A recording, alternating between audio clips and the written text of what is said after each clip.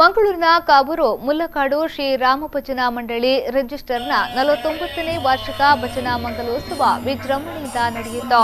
ಇನ್ನು ದೀಪ ಪ್ರಜ್ವಲನಗೊಳಿಸುವ ಮೂಲಕ ಕ್ರೀಡಾ ತರಬೇತುದಾರ ಹಾಗೂ ಸೂಪರಿಂಟೆಂಡೆಂಟ್ ಆಫ್ ಕಸ್ಟಮ್ಸ್ನ ದಿನೇಶ್ ಕುಂದರ್ ಉದ್ಘಾಟಿಸಿದರು.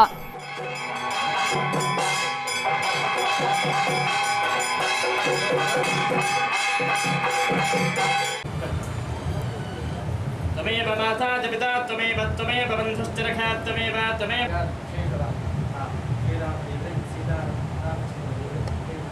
ಈ ವೇಳೆ ಮಾಜಿ ಕಾರ್ಪೊರೇಟರ್ ದೀಪಕ್ ಕೆ ಪೂಜಾರಿ, ಸುಜಿತ್ ಸಂಜಯ್ ಪೂಜಾರಿ, ಕೊರಗಪ್ಪ ಶೆಟ್ಟಿ, ದಿನೇಶ್ ಶೆಟ್ಟಿ, ಪ್ರಶಾಂತ್ ಪೂಜಾರಿ ಪೊಳಲಿ, ಶ್ರೀರಾಮ ಭಜನಾ ಮಂದಿರದ ಅಧ್ಯಕ್ಷ ಕೆ ಪೂವಪ್ಪ ಬಂಗೇರ, ಉಪಾಧ್ಯಕ್ಷರಾದ ಸುರೇಶ್ ಕೆ, ಪ್ರಧಾನ ಅರ್ಚಕರಾದ ದೇವದಾಸ್ ಕೋಟ್ಯಾನ್, ಕಾರ್ಯದರ್ಶಿ ಸೋಮನಾಥ್ ಬಿ ಸೇರಿದಂತೆ ಮತ್ತಿತರರು ಉಪಸ್ಥಿತರಿದ್ದರು.